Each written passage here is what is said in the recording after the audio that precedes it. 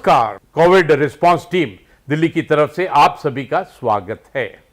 हम जीतेंगे positivity unlimited की व्याख्यान श्रृंखला में आज हम सभी को आध्यात्मिक गुरु श्री श्री रविशंकर जी महाराज का मार्गदर्शन मिलने वाला है। गुरुदेव श्री श्री रविशंकर जी महाराज आर्ट ऑफ लिविंग के संस्थापक, मानवतावादी और आध्यात्मिक गुरु हैं। गुरुदेव ने अनेक देशों की यात्रा करते हुए नैतिक लीडरशिप, भ्रष्टाचार का विरोध, विवाद समाधान, पर्यावरण और प्रकृति की देखभाल करते हुए शांति और वैश्विक रूपांतरण की प्रेरणा देते हैं। हम जीतेंगे पॉजिटिविटी अनलिमिटेड की व्याख्यान श्रृंखला में हम श्री श्री रविशंकर जी से अनुरोध करेंगे कि वह हम सभी का मार्गदर्शन करने की कृपा करें। आज हमारा देश इस सदी का सबसे बड़ा संकट से गुजर रही है। ये सहज ही है, इस वक्त हमारा मनोबल में कुछ कमी आ जाए, उदास हो जाए, आजू बाजू देखते हैं अपने मित्रों का और रिश्तेदारों की जो कष्ट है, तकलीफ है, कई लोग अपने रिश्तेदारों को खो बैठे हैं। इस परिस्थिति में ये साधारण बात है कि व्यक्ति टूट जाता है। अब हमको क्या करना चाहिए? ऐसी परिस्थिति है जहां मृत्यु का तांडव देख रहे हैं, जहां बीमारी बढ़ रही है, दुख और दर्द भरा हुआ आवाज चारों ओर से हमको सुनाई दे रही, तो हम क्या करें? इस वक्त हमको 4 चीजों पर ध्यान देना चाहिए। सबसे पहली बात यह है, हर व्यक्ति के भीतर हिम्मत नाम की चीज, धैर्य नाम की चीज कुदरत ने भरा हुआ है, ईश्वर ने हमको दिया है। यही समय है उस धैर्य को जगाना।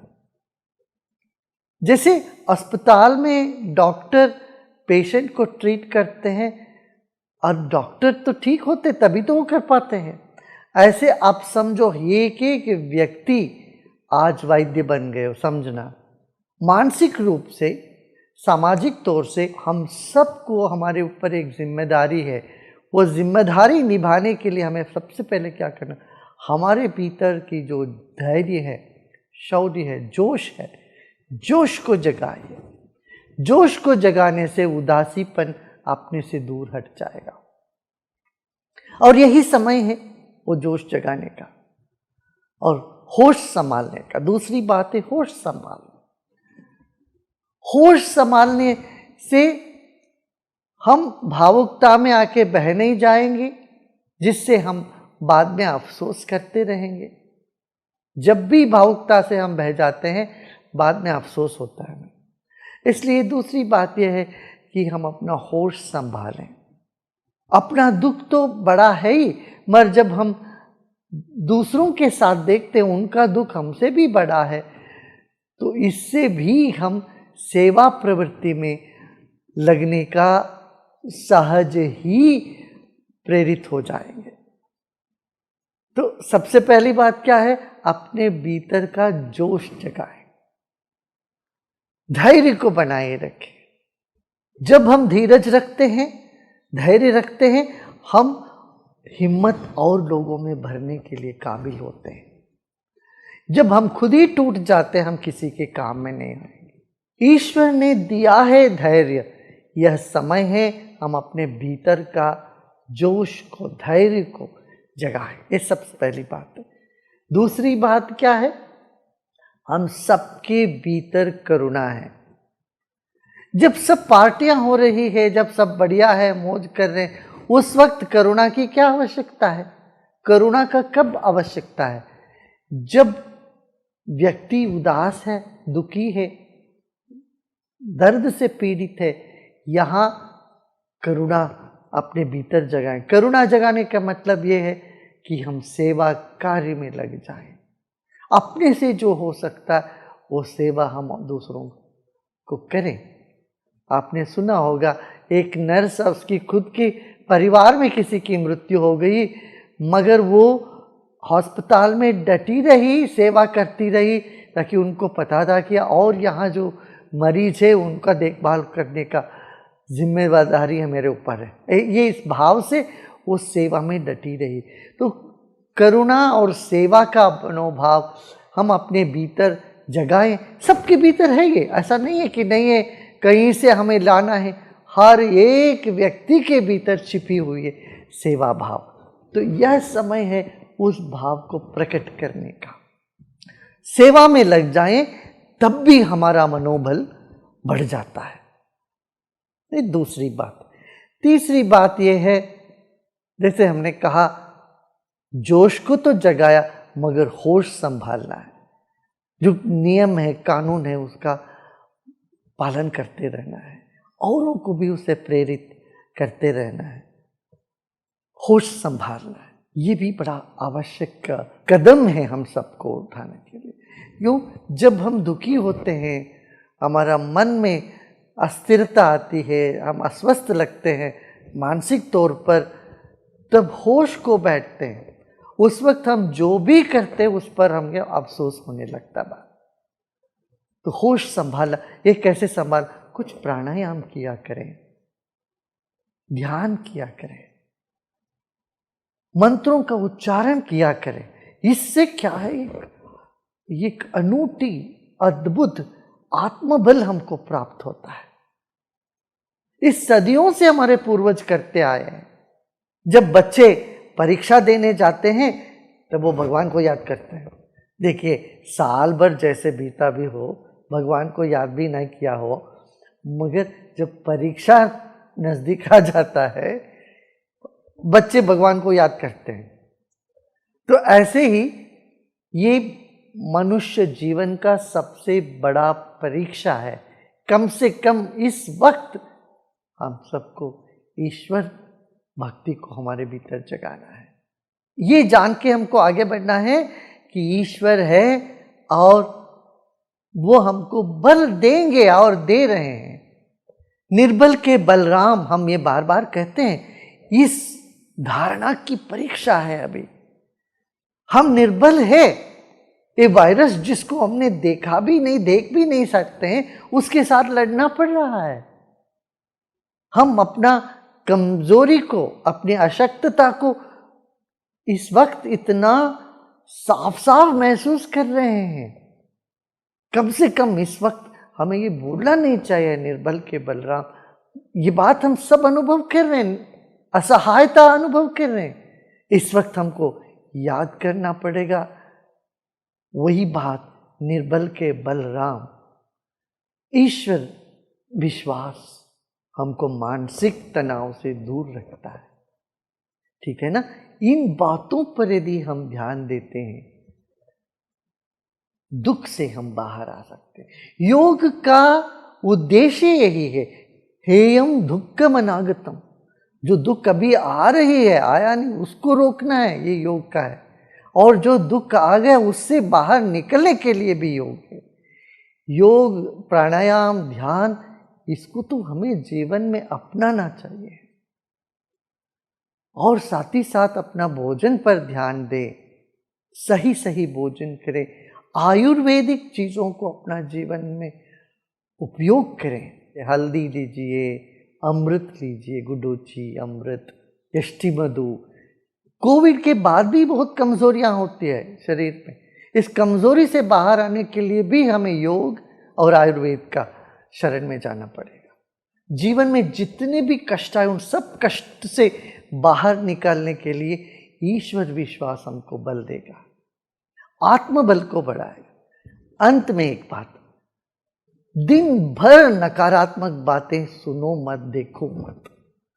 आप टेलीविजन के जरिए, माध्यम के जरिए, लोगों के जरिए बात क्या होती है, एक ही बात होती है, क्या बीमारी बीमारी बीमारी। नहीं, इससे हट के कुछ सकारात्मक बात करें, पॉजिटिव बातें करें। बातों से बढ़ जाती है समस्या, जो भी है, और बातें करते रहने से उसी के बारे में बढ़ता ही, बट वो कम नहीं होने वाला है। इसलिए नकारात्मक मानसिकता और नकारात्मक बातों से हमें बचना चाहिए। जितना कम हो सके उतना कम करना चाहिए इन बातों।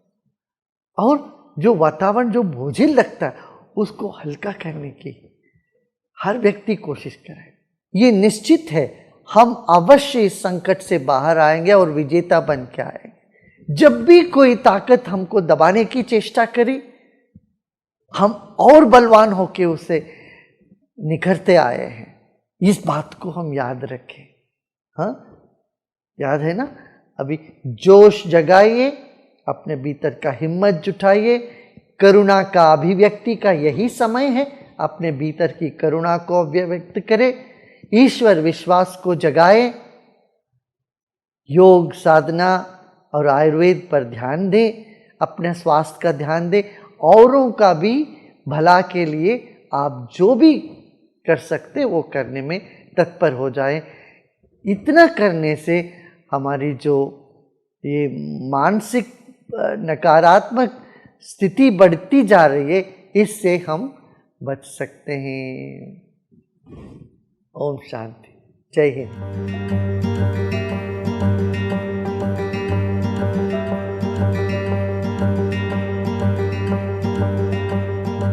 हम जीतेंगे पॉजिटिविटी अनलिमिटेड की व्याख्यान श्रृंखला के क्रम में आज हम सभी को भारतीय परोपकारी उद्योगपति विप्रो लिमिटेड के चेयरमैन श्री अजीम हाशिम प्रेम जी का मार्गदर्शन मिलने वाला है। भारतीय आईटी उद्योग जगत के प्रसिद्ध व्यक्तित्व अजीम हाशिम प्रेम जी के विप्रो लिमिटेड के अध्यक्ष हैं। आपकी छवि एक परोपकारी भारतीय उद्योगपति की है। 2001 में प्रेम जी द्वारा स्थापित गैर लाभकारी संगठन वर्तमान में कर्नाटक, राजस्थान, छत्तीसगढ़, पुडुचेरी, आंध्र प्रदेश, बिहार और मध्य प्रदेश में विभिन्न राज्य सरकारों के साथ साझेदारी में काम कर रहा है। स्कूल शिक्षा की गुणवत्ता और इक्विटी के सुधार करने के योगदान देने के लिए उनके संगठन ने बड़े पैमाने पर ग्रामीण इलाकों में अद्भुत कार्य किया है। अजीम प्रेम जी वित्तीय वर्ष 2020 में सबसे दानवीर भारतीय बने। दिग्गज सूचना तकनीक कंपनी विप्रो के संस्थापक प्रेम जी ने पिछले वर्ष परोपकारियों की सूची में पहला स्थान हासिल किया था। 2010 में उन्हें एशिया वीक द्वारा भारत के 20 सबसे शक्तिशाली पुरुषों में एक चुना गया था। उन्हें 2 बार टाइम्स मैगजीन द्वारा 100 सबसे अधिक प्रभावशाली लोगों में सूचीबद्ध किया जा चुका है। श्री अजीम हाशिम प्रेम जी से अनुरोध है कि पॉजिटिविटी अनलिमिटेड की इस टॉक सीरीज में हम सभी को संबोधित करें। Let me start not with a good morning or good evening, but by sharing the grief of too many of our people who have lost their friends and family in this unprecedented crisis. I wish that all of us have the courage and strength to deal with this strategy that is still unfolding. In this hour of crisis, I just want to say 3 things. First, we must act with the greatest of speed on all fronts, and these actions must be based on good science. Actions that are not based on science in reality have a detrimental effect on the cause. At the core of the idea of good science is a matter of being willing to accept and confront the truth. So we must confront this crisis, its scale, its spread, and its depth truthfully. Science and truth are the foundation on which we can tackle this crisis and ensure that it is not repeated. Second, in this situation, the country must come together as one. We must drop all our differences, understanding that this situation requires unity of action. Together we are stronger, divided we continue to struggle. Third, we have to be absolutely focused on the plight of the most vulnerable. As it is, the overall situation is heartbreaking, but if we were to look at the villages and those in poverty, it is not only the pandemic, but also the economic effects that are devastating people's lives. All of our actions must give vulnerable the priority as they deserve. And also, we come out of this crisis, we need to restructure our society and economy such that our country does not have this kind of inequity and injustice. In the end, I can only urge every one of us to come together and do everything we can and more, because the hour demands it. I wish all of you safety and strength.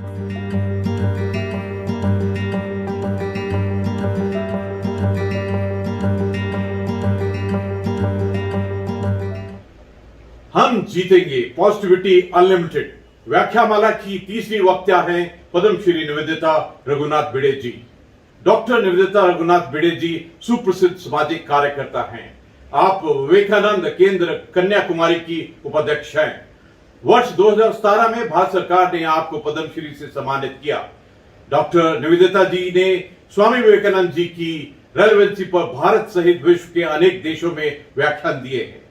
Doctor Nivedita जी से आग्रह है कि अपने विचारों से हम सभी को लाभान्वित करें। कोविड रिस्पांस टीम और कोविड के जो रुग्णों की अनेक प्रकार से सेवा करने वाले, वैद्यकीय सेवा है, सफाई कर्मचारियों की सेवा है, खाना खिलाने वालों की सेवा है, ऐसे सारे कोविड सेवा करने वाले और आप सभी को मेरा अभिवादन और विनम्र प्रणाम। हम जीतेंगे, निश्चित जीतेंगे, क्योंकि यह जो भारत राष्ट्र है यह साधारण राष्ट्र नहीं है, यह अत्यंत प्राचीन राष्ट्र है और काफ़ी लोक संख्या के साथ रहा हुआ यह राष्ट्र है। तो निश्चित रूप से इसने अनेक संकटों का सामना किया है और उन संकटों को पार करते हुए यह राष्ट्र हमेशा उभरा ही है, उन्नत ही हुआ है। तो इस संकट के ऊपर भी हम निश्चित रूप से विजय पाएंगे ही। और ये सिर्फ भारत राष्ट्र नहीं है, हम जानते हैं कि कितने सारे राष्ट्र, यदि हम जनसंख्या के प्रतिशत में देखते हैं तो शायद भारत से ही ज़्यादा समस्या से वो जूझ रहे हैं या जूझे हैं। तो भारत राष्ट्र भी जब यह दूसरी लहर आ गई तब शुरू में हम थोड़े लड़खड़ाए निश्चित, क्योंकि वो इतने वेग से आई, लेकिन अब हम निश्चित रूप से संस्था स्तर पे है, सरकारी स्तर पे है, समाज के स्तर पे है, हम संगठित हो रहे हैं और हम इस कठिनाई का सामना करेंगे। ऐसा कहते हैं कि कठिनाइयाँ जो आती है वो कठिनाइयाँ नहीं होती है, वह अवसर कठिनाइयों का रूप लेकर आता है। हर कठिनाई में अवसर छुपा हुआ होता है, हर कठिनाई में हमारे उन्नति का अवसर छुपा हुआ होता है। तो इस कठिनाई में भी यदि हमें इसका सामना करना है, विजय प्राप्त करने तक सामना करना है, तो इसमें छुपे हुए 5 अवसरों को हम निश्चित रूप से देख सकते हैं। एक है, हमें अपनी प्राण शक्ति को वाइब्रेंट करना है, प्राण शक्ति बढ़ाना है। हम सब जानते हैं कि कोविड में हमारे लंग्स ही ज़्यादा बाधित होते हैं। तो यह जो प्राणायाम है, प्राणायाम के बहुत विविध प्रकार वगैरह हम अभी ऑनलाइन भी सीख सकते हैं, वो जरूर कर सकते हैं, लेकिन एक सरल सा जो है कि हम शांत बैठते हुए, यदि हम बीमार हैं तो इवन लेटे हुए भी हम एकदम रिदमिक, स्लो, डीप ऐसा ब्रीदिंग आउट पहले करना है। जितना हम सांस छोड़ सकते हैं उतना हमारी अंदर सांस लेने की क्षमता बढ़ती है। ये बहुत बड़ा तत्व ही इसमें छिपा है। जितना हम देते हैं उतना हम ले सकते हैं। तो जितना धीरे धीरे हम जितना अच्छी तरह से सांस छोड़ पाएंगे उतना हमारी सांस लेने की शक्ति यानी प्राणवायु अंदर जाने की यानी हमारी प्राण शक्ति बढ़ने की उसमें संभावना होती है। एक बार मुझे बहुत बरस पहले की बात है, मुझे एक उस समय अपने देश में योग इतना फैला हुआ नहीं था, तो एक व्यक्ति मुझे बता रहे थे कि आपको पता नहीं, छोटी छोटी योग की प्राणायाम की बातें सीखने के लिए मुझे हिमालय में बहुत जगह घूमना पड़ा। योगियों से जो अंदर अंदर गुफा में छिपे हैं उनसे पूछना पड़ा। आज हमारा भाग्य ये है कि ये सारा उपलब्ध है, सिर्फ हमने निश्चित रूप से बैठते हुए यह करने की ही आवश्यकता है। तो यह पहला कि हम अपनी प्राण शक्ति बढ़ाएं। उसमें और एक है जो कल ही मैं देख रही थी, वो कितना उस पर रिसर्च हुआ है ये मैं नहीं जानती, लेकिन अलग प्रकार से रिसर्च निश्चित हुआ है। और वो ऐसा कहते हैं कि यदि हम ओंकार का उच्चारण बार बार यानी कुछ समझिए 5 मिनट के लिए, 10 मिनट के लिए सवेरे और शाम को करते हैं तो उससे हमारी इस कोविड से मुकाबला करने की शक्ति बढ़ती है। हम सब जानते हैं कि ये पूरा विश्व ही एक स्पंदन है, यानी आज अभी मैं बोल रही हूँ वो स्पंदन के रूप में अलग अलग एनर्जी में सेव होते हुए आखिर आप सबके पास पहुँच रहा है। तो हर कुछ स्पंदन है, यानी शब्द स्पंदन है, हम देख रहे हैं वो स्पंदन है। ये कुर्सी है, इसमें छोटे छोटे अणु परमाणु है, उसमें भी बहुत वेग से स्पंदन चल रहा है। तो ओंकार का जो स्पंदन है वो शरीर में सकारात्मक बदलाव लाता है। ये अन्य रिसर्च में, संशोधन में सिद्ध हुआ है। कोविड को लेते हुए अभी नहीं हुआ है, लेकिन एक डॉक्टर अपना अनुभव बता रहे थे कि यदि हम ओंकार का उच्चारण करते हैं तो हमारी वह शक्ति बढ़ती है। अभी ओंकार का उच्चारण हम दोनों संध्या के समय, यानी जैसे प्रातः संध्या है और सायं संध्या है, दोनों समय यदि करते हैं तो उस समय स्पंदनों को रिसीव करने की और उसके अनुसार शरीर में परिणाम लाने की शरीर और मन की तैयारी ज़्यादा होती है। तो इसीलिए अपनी प्राण शक्ति बढ़ाने के लिए एक अवसर हमें मिला है। और ये प्राण शक्ति हमें सिर्फ अभी कोविड से लड़ने के लिए ही नहीं, पूरे जीवन में ही आवश्यक होती है। तो वो हम आत्मसात करेंगे और निश्चित रूप से, नियमित रूप से प्राणायाम और ओंकार के पठन में हम लगेंगे। दूसरा जो है, जो अवसर छिपा है वो है मन की अनंत शक्तियों को समझना। यानी मन यदि हार जाता है तो हम हार जाते हैं। मन यदि सोचता है कि नहीं मैं ऐसे करूँगा तो वैसा हो सकता है, क्योंकि हमारा जो अवचेतन मन है, सचेतन मन नहीं अवचेतन है, उसकी शक्ति प्रगाढ़ है। स्वामी विवेकानंद का पावर्स ऑफ द माइंड पुस्तक है। आज आप इंटरनेट में डालिए कि पावर्स ऑफ सबकॉन्शियस माइंड, आपको ढेर सारे पुस्तकों की नाम मिलेंगे। मैंने बहुत बरस पहले एक कहानी पढ़ी थी।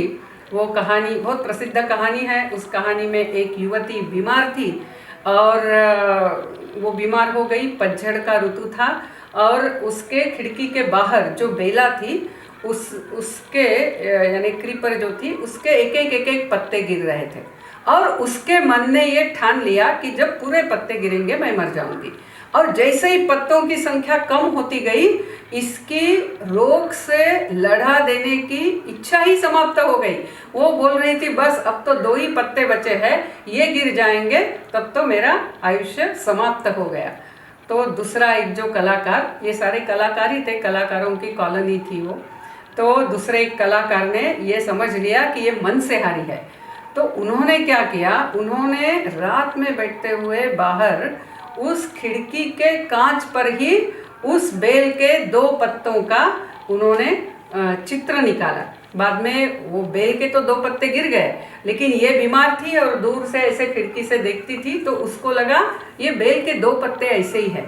अभी पत्ते गिरने का समय हो गया फिर भी पत्ते गिरे नहीं हैं, और फिर उसको उत्साह आ गया कि नहीं, इसका मतलब मैं मरने वाली नहीं हूँ। यानी ये मन की शक्ति है। हम यदि डर गए कोरोना होगा क्या तो वो हो जाएगा, मुझे बहुत सीरियस होगा क्या तो सीरियस हो जाएगा। और यानी हम जैसा सोचते हैं वैसा हम होते हैं। तो इसीलिए ये मन की शक्ति बढ़ाना है।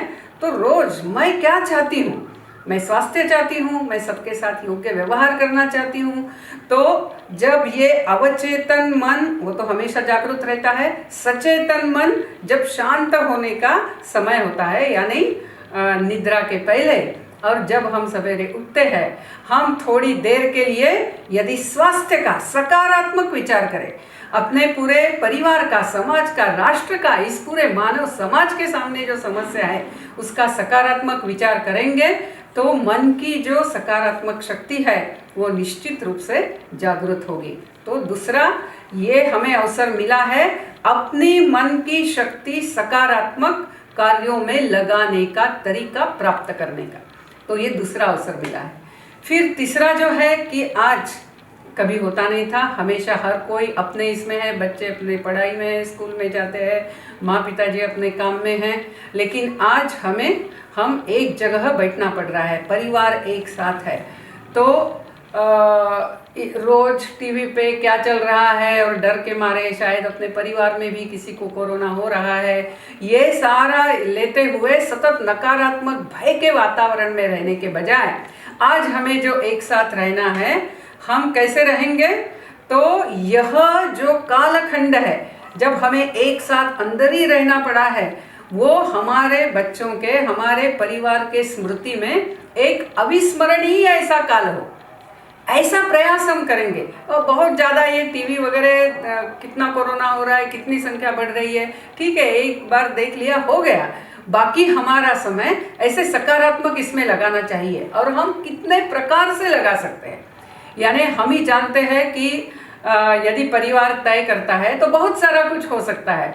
आप ऐसा भी कर सकते हैं कि आप एक नई भाषा सीखने का तय कर सकते हैं, तो सब लोग सीखेंगे। आजकल मोबाइल पे तो सारे ऐप उपलब्ध हैं। हम भाषा सीखेंगे, फिर हम एक दूसरों के साथ एक दिन उसी भाषा में बोलेंगे। ये शुरू कीजिए, हमारा सारा दिमाग अच्छे इसमें लगेगा। हम नई भाषा सीखेंगे। मैंने ऐसा पढ़ा था कि इजराइल में जब सारे जू वापस गए इजराइल स्वतंत्र होने के बाद, तब हिब्रू भाषा कोई बोलता नहीं था, लेकिन एक थे व्यक्ति, वो घर में डिक्शनरी लेकर आए और बच्चे और पत्नी के सामने रखी और बोले आज से हम हिब्रू में ही बोलेंगे। हमें यदि शब्द नहीं आता है तो डिक्शनरी में देखेंगे और बात करेंगे। कोई दूसरी भाषा में बोलेगा मैं सुनूंगा नहीं। और ऐसा हर एक ने किया तो पूरा यानी इजराइल में हिब्रू भाषा बहुत अच्छी तरह से सुधर गई। यानी हम भी कर सकते हैं। हम उत्तर भारत के हैं तो हम दक्षिण भारत की कोई भाषा सीखें, हम दक्षिण भारत के हैं तो हम पूर्व भारत या उत्तर भारत की कोई भाषा सीखें, या हम संस्कृत सीखें, घर में सारे संस्कृत में बोलना सीखें। और ये सारा उपलब्ध है, यानी पूरे परिवार, बहुत आनंद आएगा। सब एक दूसरों के साथ दूसरी भाषा में बात कर रहे। या हम सूर्य नमस्कार करें पूरा परिवार साथ में, और रोज उसको ऐड करें कि एक एक परिवार का कितना हो रहा है, और अपना जो डिस्टेंट परिवार है उनके साथ कंपेयर करें। हम ये भी कर सकते हैं। हम जैसी बच्चों की एज है उसके अनुसार हम बच्चों के साथ उनको कोई नया कला ले सकते हैं। हमें कुछ आती है तो हम उनको सिखाएंगे। पहेलियाँ बुझा सकते हैं, कहानियाँ बता सकते हैं, खेल खेल सकते हैं, ऐसा अनेक कुछ कर सकते हैं। खाना एक साथ मिलके बना सकते हैं, यानी तय करना है आज का खाना सब लोग मिलके बनाएंगे, और फिर उसमें सब लोग एक दूसरों को मदद करेंगे, फिर उसमें और आनंद आएगा। तो आज ऐसा एक साथ रहने के लिए मिला है, तो अरे हम बाहर नहीं जा सकते करके हम रोने वाले होंगे नहीं, क्योंकि कारण का रोना रोने से कभी न कोई जीता है। जो विष धारण कर सकता है वह अमृत को पीता है। तो हमें ये कठिन काल को पचाना आना चाहिए, तभी उसमें जो अमृत छिपा है वो हमें प्राप्त होगा। फिर चौथा जो है अवसर छिपा हुआ वो सेवा का है। यानी आज हम संगठनों के साथ जुड़ते हुए, जो संगठन सेवा कर रहे, मैं क्या सेवा दे सकती हूँ, इसका हम प्रयत्न करें। हम यदि ऐसा कुछ संभव नहीं है मेरे लिए तो ठीक है, मेरे ही कॉलोनी में किसी को कोरोना हुआ है, वो पत्नी हॉस्पिटल में गई है, घर में छोटे बच्चे और उनके सिर्फ दादाजी है, क्योंकि पति भी हॉस्पिटल में गए हैं, ऐसी स्थिति भी हो सकती है। तो हम उन तीनों को खाना बना के रोज देंगे। हम इतना कर सकते हैं। कहाँ कहाँ है, सब जगह सेवा का अवसर उपलब्ध है। मैं क्या करते हुए मैं कैसे करके सेवा दूं, ये हम सोच सकते हैं। और समझिए कि हम ये कुछ भी नहीं कर सकते, तो समझिए मैं पेशेंट ही हूँ और बेड पे लेटी हूँ, मैं कुछ नहीं कर सकती हूँ, ऐसा भी नहीं है। हम सब कुछ कर सकते हैं, हम सारे कुछ न कुछ कर सकते हैं। हम कम से कम रोज एकदम संकल्प लेते हुए याद कीजिए कि कितने लोग वेंटिलेटर पे है, ऑक्सीजन लेवल कम हो रही इसलिए ऑक्सीजन पे है, या बीमार है, उन सब के लिए हम प्रार्थना तो निश्चित रूप से कर सकते हैं। जो जो हमारे जिस भी भगवान को हम मानते हैं उस भगवान की हम प्रार्थना कर सकते हैं, राम रक्षा स्तोत्र बोल सकते हैं, विष्णु सहस्त्र नाम बोल सकते हैं, संकल्प करते हुए, यानी सब अच्छे हो। और प्रार्थना में भी शक्ति है, क्योंकि सब कुछ स्पंदन है, वाइब्रेशन है, तो उसकी जो वाइब्रेशंस होगी और हमें भी एक आनंद मिलेगा कि हाँ, ये सकारात्मक शक्ति के स्पंदन बढ़ने में मेरा योगदान भी था। तो सेवा, यानी सेवा, जैसे स्वामी विवेकानंद कहते हैं कि एक भी छोटा निस्वार्थी कार्य आप करते हैं तो आपका उन्नति का मार्ग ही प्रशस्त होता जाता है। तो आज वो भी अवसर इसमें है। फिर पांचवा यदि हम देखें तो मृत्यु का डर कहीं ना कहीं ऐसा हो गया, क्योंकि हम ज़्यादा भौतिकवादी हो रहे थे, ज़्यादा से ज़्यादा चीज़ें बटोरने में लग रहे थे, उसके पीछे दौड़ रहे थे, और कहीं ना कहीं हम ज़्यादा देह बुद्धि में स्थित होने लग गए, यानी मैं यानी कौन, तो ये शरीर, और फिर अभी उसके मृत्यु के डर में हम आ रहे ऐसा लगता है। लेकिन हम ऋषि मुनियों के संतान हैं, हम उस देश की संतान है जिस देश में मृत्यु ये पूर्ण विराम नहीं है, तो मृत्यु ये स्वल्प विराम है। हम मृत्यु को डरने वाले नहीं हैं। इस देश के लोगों को मृत्यु का डर नहीं है। ये जब अलेक्जेंडर को समझा, आप जानते हैं वो डंडामिस की कहानी, जब वो डंडामिस के सामने गए और हाथ में तलवार लेकर बोले कि मैं जगत जेता सिकंदर, मैंने तुमको बुलाया और तुम मुझे मिलने आए नहीं, मैं तुम्हारे शरीर के टुकड़े टुकड़े कर दूंगा। और डंडामिस हंसने लगा। डंडामिस ने हंसते हुए कहा, एक वाक्य में आपने दो झूठ बोले हैं, एक तो आप जगत जेता है नहीं, और दूसरा आप मेरे टुकड़े नहीं कर सकते हैं। आप मेरे शरीर के कर सकते हैं, मेरे टुकड़े नहीं कर सकते हैं।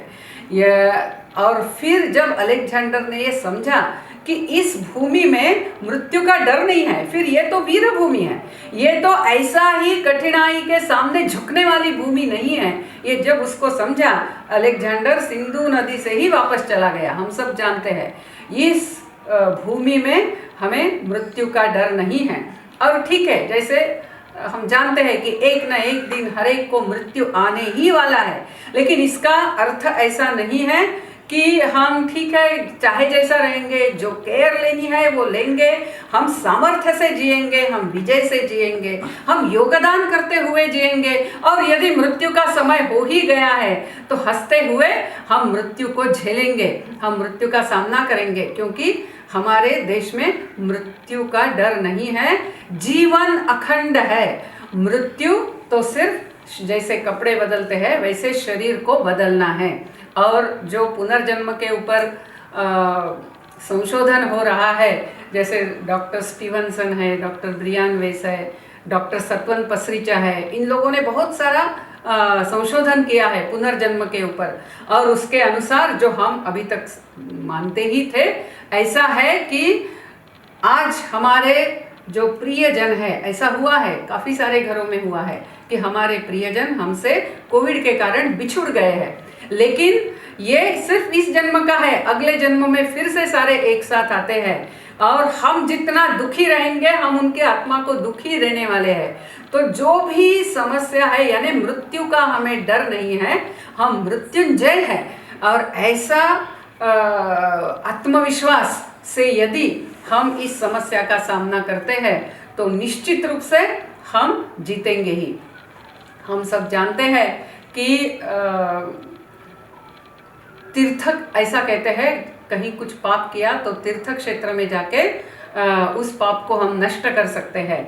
उसी प्रकार ऐसा जब मनुष्य के कष्ट का काल होता है उस समय सेवा करते हैं तो पुण्य प्राप्त करते हैं, लेकिन यदि किसी की असहायता का हम फायदा उठाते हैं तो निश्चित रूप से हमें उन कर्मों का सामना करना पड़ेगा। यह जो कर्म का सिद्धांत है वो भी आज हमने अच्छी तरह से हम समझेंगे तो निश्चित रूप से हमारा जीवन जो होगा वो योगदान करने वाला होगा, मदद करने वाला होगा, और ऐसा जीवन हम जिएंगे।